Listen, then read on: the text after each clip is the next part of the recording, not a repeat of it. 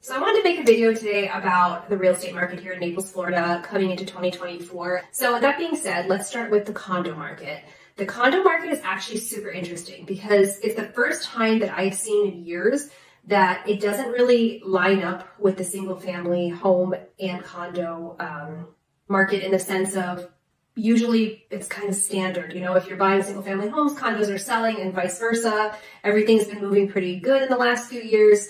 I'm seeing a huge slowdown in the condo market. So there's a few reasons for that. Number one reason being the obvious is Hurricane Ian aftermath. So everything has slowed down when things were destroyed along the coastline and throughout the beaches. The condos itself had damage, obviously. So now we're a year and a half after that, which means that most of them have been repaired from the condo or the contractors.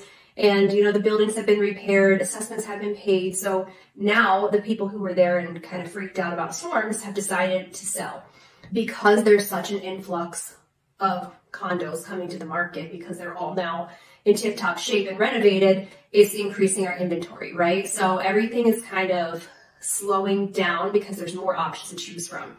Then you couple that with the fact, like I said earlier, we had a lot of assessments in condominiums because not just the units, but the units were fine.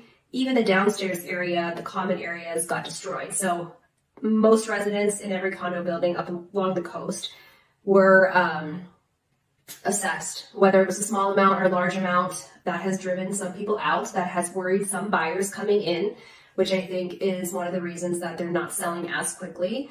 People are kind of waiting to see what's going to happen. Are we going to be assessed every year? Is this an ongoing thing? Plus insurance rates, we all know, are going up everywhere in Florida.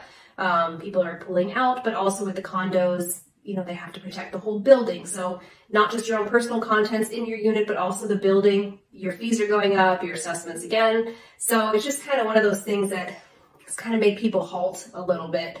I have a video on my YouTube. I'll put that down in the comments below so that you can kind of look at the link. But that is very important for those of you who want to buy a condo along the waterways.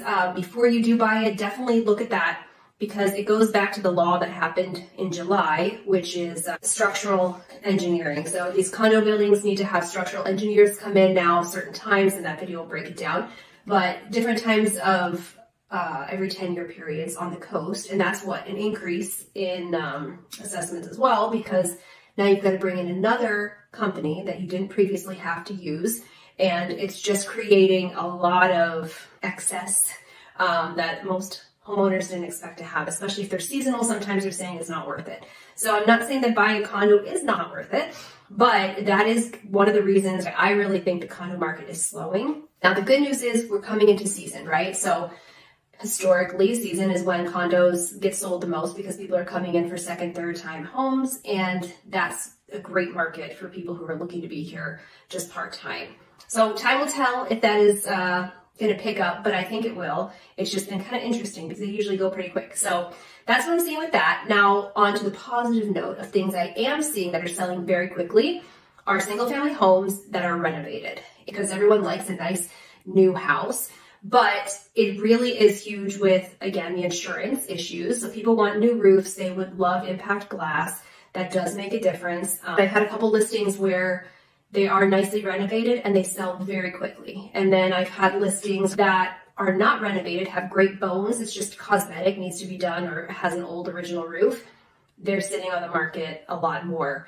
The reason that is everybody wants something nice and new. But in addition to that, they don't want to deal with the hassle of it, because we've had so much construction, hurricane issues, and everybody's trying to get a quote for anything in the last year and a half. Prices are high. It's hard to get people out. It's hard to find good people.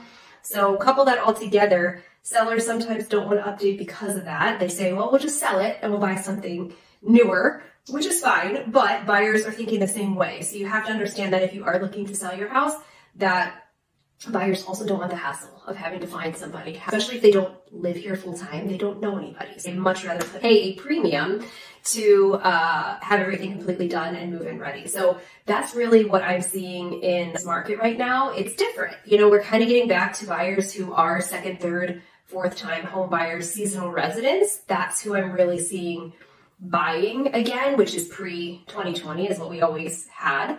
I am seeing a lot less influx kind of halted from relocating from different areas. I do have people relocating, but it's for a job. It's not just because they want to be out of their state and they love Florida. I'm seeing, like I said, the seasonal home buyers, and then obviously people who live here full time that are moving up or downsizing. People are finally starting to put their houses on the market again. Inventory is up. One thing I do want to note is a lot of people are asking me about prices. Are prices dropping? Are prices, what's going to happen with it?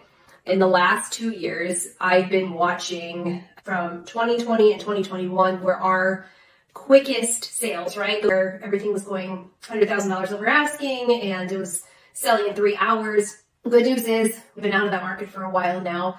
You start to see prices dropping. Yes, in a way, prices are coming down, but there's a reason for that. So what I am seeing, and I'm not saying it's true for all areas here in Naples, what I've noticed, on average, we have gone up since 2021 about 3% in home value. So still seeing prices coming down overall because one, either seller or agent is overpricing the house. There's a million reasons why people overprice things, but when homes are actually priced well, they're selling in the 90%-ish, depends on the neighborhood. I will give you an example of something that I just recently had this week. So I had a listing, or I have a listing, it's under contract now, but single family home, updated. So, you know, tells you what I just said, came pretty quickly within 10 days. We had a really good offer, good terms.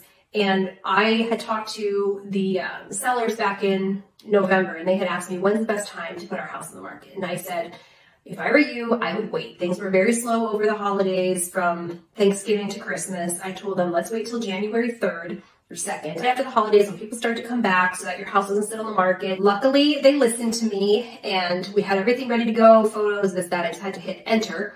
In that meantime, of this 2 months, I saw a house come on the market in their neighborhood for 1.4. We were listing it at 1.1. It was the same layout. It had similar updates. And I thought, no, I'm pretty confident on my price. 1.4 seems way overpriced. They're never going to get that. So I was actually talking to the buyer's agent about this the other day. And as soon as I went on the market, they dropped to 1.3. So I was like, they're still overpriced. They're going to close much lower. I would think they're probably going to close around 1.1 or in the million, you know, 1,050,000, 1,075,000 range if I had to guess. But we were talking about this, the agent and I, because it's interesting when, if you're looking on paper, you're going to see, oh gosh, it started at 1.4 and they sold for 1.1 or a million something. So there's a decline of $300,000. So therefore the market has shifted and your home values are worth so much less. But it actually is not like that at all because it was just overpriced. If they would have priced it at the original price, maybe it would have dropped 50,000, you know, 25,000, something like that.